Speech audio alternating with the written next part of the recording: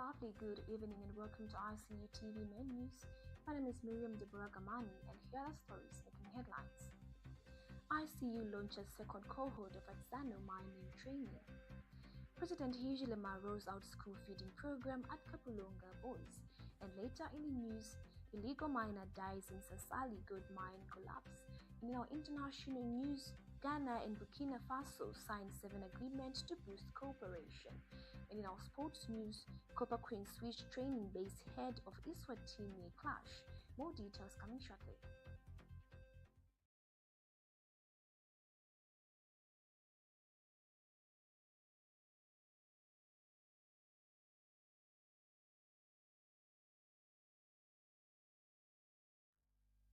And now the news in details.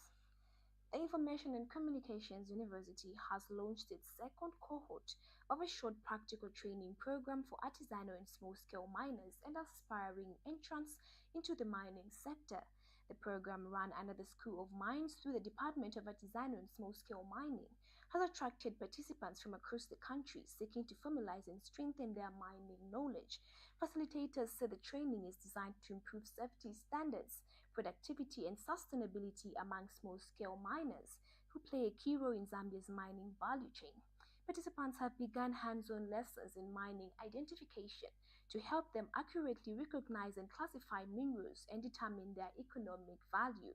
The program also covers mining environmental and social impact assessment to equip miners with skills to operate responsibly and in compliance with regulatory requirements. ICU says it remains committed to building capacity in artisanal mining sector and promoting responsible and profitable mining practices. President Hichilema has implemented the school feeding program at Kabulonga boys to boost learner attendance and nutrition. The initiative forms part of government's expanded homegrown school meals program, benefiting millions of pupils countrywide. Government says the program continues to improve nutrition levels and support local food production while ensuring learners remain focused in class. Fantastic. But also we say no classroom space.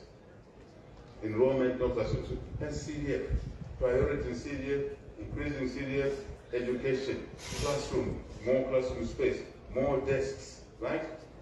What else? More teachers. If you have a classroom and pupils and desks, there's no teacher.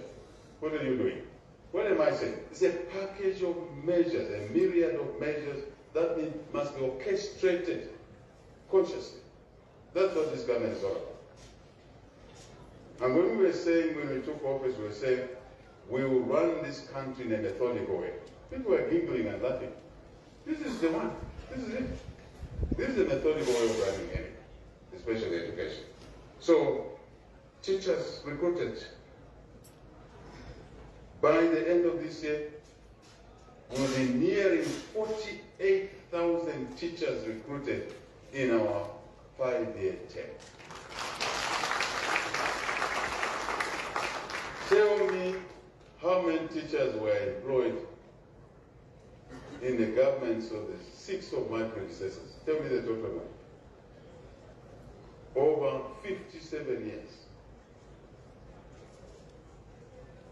You'll get the answer yourselves. Nobody needs to calculate it. So, then,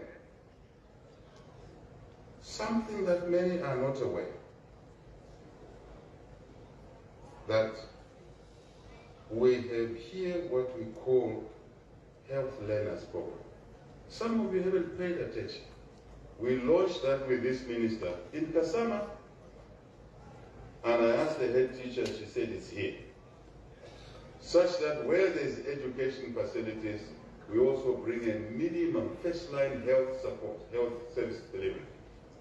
A kid has malaria, somebody will be able to quickly assess that there's malaria, and with digital capabilities, you can talk to the hospital. Quickly, bukiji,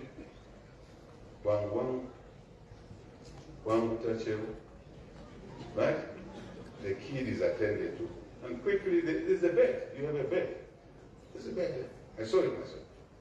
In Kasama. Then the kid will be back in class. I think we need to clap for this measure. Then the curriculum. Mango, curriculum. Mjede. Sotsan. Curricula, competence-based. Ministers talked about it. All these measures, you can now calculate the returns of this investment, hence the 70%. So it's not by chance. No. It is deliberate. We must clap for the teachers.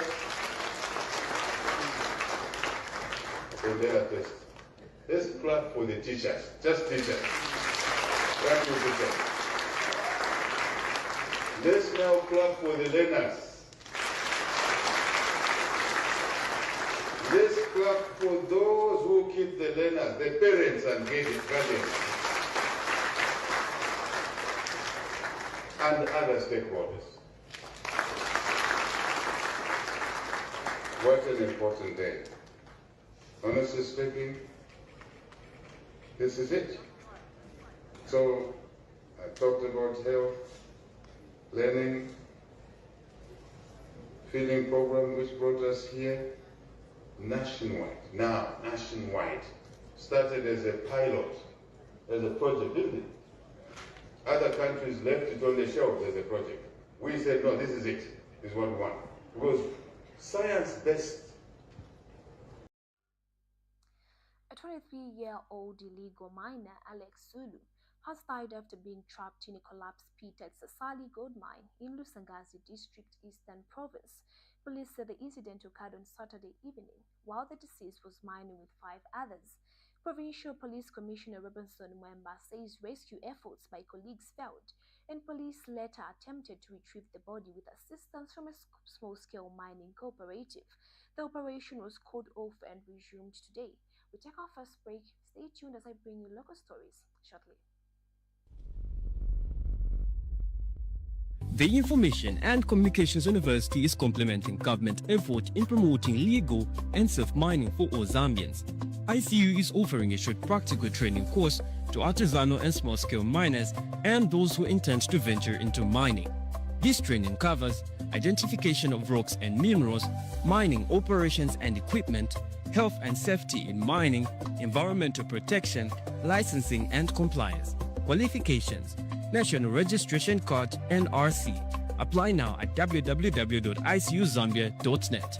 For more information, contact the ICU School of Mines, Department of Artisanal and Small-Scale Mining at +260 763 302 596 or +260 973 263 492. For analysis of mineral samples, contact the ICU School of Mines Laboratory at +260 973 263 492 or +260 977 833 434.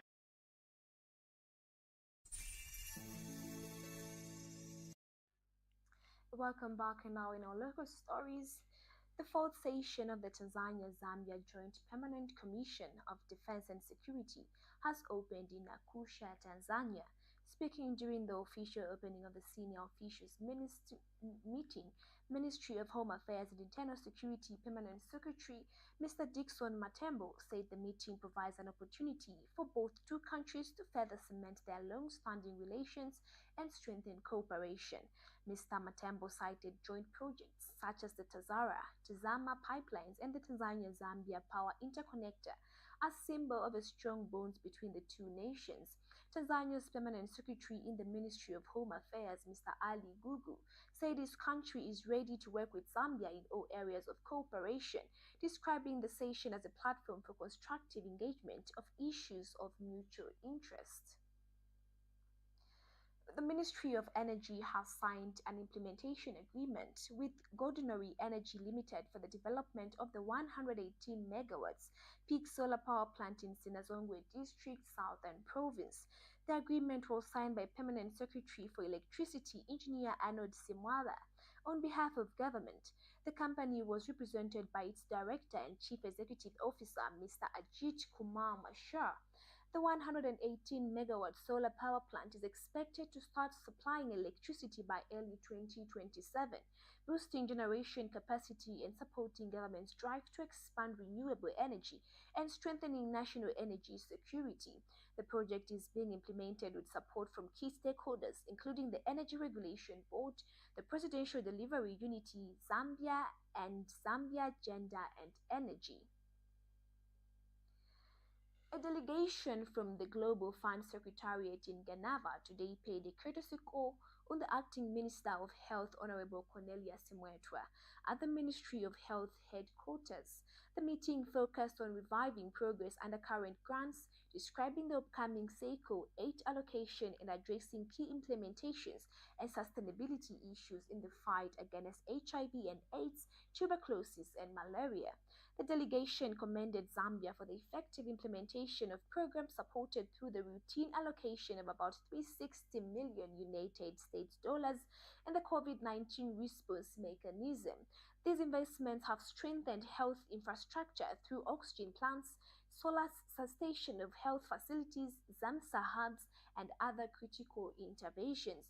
In his remarks, Honorable Mwetwa conveyed President Hakainde Hichilema's appreciation for the Global Fund's continued partnership and reaffirmed government's commitment to prudent utilization resources, transparency, and safeguarding public health investment. The Ministry of Health says it remains committed to working with cooperation partners to improve health outcomes for all Zambians. The Zambia Institute of Environmental Health, led by Secretary General Jazam Mwinde, paid a courtesy call on Permanent Secretary Dr. Gabriel Pollen at the Ministry of Local Government and Rural Development. The meeting provided an opportunity to introduce ZIA's newly elected executive committee and outline the Institute's mandate to promote high standards of environmental health practice in Zambia. Mr. Mwende highlighted the importance of collaboration between ZIA and the Ministry of Influence National Policy and praised public awareness on environmental health. In response, Dr. Pollen reaffirmed government's commitment to work with professional bodies and emphasized continuous improvement, with stakeholders' engagement as key to advancing public health outcomes. You're still watching ICU TV Main News. We take a short break. Coming up in international and sports news. Do stay tuned. Welcome to the Zambia Research and Development Center, an institution dedicated to national development through capacity building and community development. Established in 2007 by a group of professionals and lecturers, ZRDC has since become a hub of research and innovation in the country. Registered with the Ministry of Home Affairs under the Registrar of Societies, ZRDC pursues cutting-edge research to address pressing social and economic challenges. Get involved. ZRDC engages in activities that stimulate international collaboration, promote knowledge sharing, and make research expertise available to decision makers. Our mission at ZRDC is to foster innovation and capacity building for national development. We believe in addressing poverty and underdevelopment through institutional and capacity building, human empowerment, and gender participation. In our quest to foster innovation and capacity building for national development, ZRDC launched the ZRDC University Sponsorship for Capacity Building and Development Program to facilitate knowledge advancement among ZRDC researchers and those intending to join the research community. Qualified Zambian citizens can pursue education at credible universities in Zambia with guaranteed prospects of joining the ZRDC research community. ZRDC engages in industrial and technological research, covering research development and innovative investigations to drive dynamic industrial development at national and regional levels. Join us at the Zambia Research and Development Center as we continue to innovate, empower, and shape a brighter future for Zambia. ZRDC, fostering innovation and capacity building for national development. Welcome back, and now in our international news. Ghana and Burkina Faso have signed 7 agreements aimed at reviving bilateral cooperation from 6 years hiatus. The deals focus on controlism, trade facilitation, and coordinated border governance between the two West African nations. Officials say the move comes in response to rising insecurity and humanitarian risk in the Sahel region. Analysts describe the pact as a critical step towards stabilizing a key trade route and strengthening regional security. And still in our international news, The United States is intensifying financial security cooperation with Nigeria through high-level visit by Treasury Office. Jonathan Buki is expected to engage government and private sector leaders on terrorism financing risk and measures of safeguard the financial system. The move reflects Washington's bolder push to curb illicit financial flows linked to extremism violence. The visit also signals Nigeria's growing strategic performance in the United States Africa's security agenda. We take a short break. Sports news coming up. We kickstart your day with our headline pick with the top stories making news. Then we go deeper in our story pick where we break down issues that matter the most to you. From the Health Desk, we share simple tips to keep you healthy and informed. For plus a fitness minute to get your body moving before the day begins. And trending now, what's hot on social media? Hello Zambia, my name is Amina Mutambo. And I am Moluwa Eric J. Mwanamajende, and we bring to your screens the ICU TV Breakfast Show.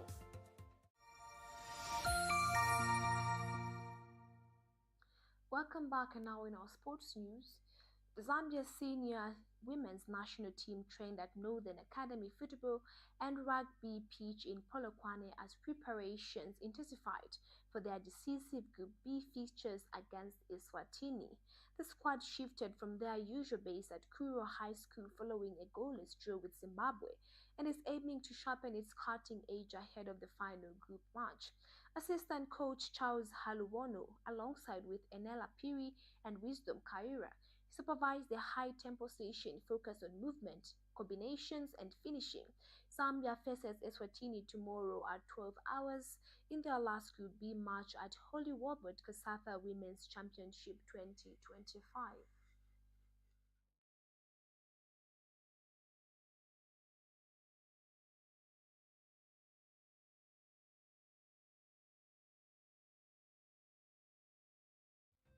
That sports item brings us to the end of ICU TV Main news, but before we leave, a quick recap of the stories that made headlines. ICU launches second cohort of artisanal mining training, and President Hakainde Hichilema rolls out school feeding program at Kabulonga boys. Illegal miner dies in Sasali gold mine collapse. And in our international news, Ghana and Burkina Faso signed 7 agreements to boost cooperation. And in our sports news, Copper Queens switch training base ahead of Eswatini clash. Thank you so much for tuning in to our main news today. For more news updates, follow our Facebook page ICU TV and ICU TV News and our website at icutv.zm. Good night and God bless.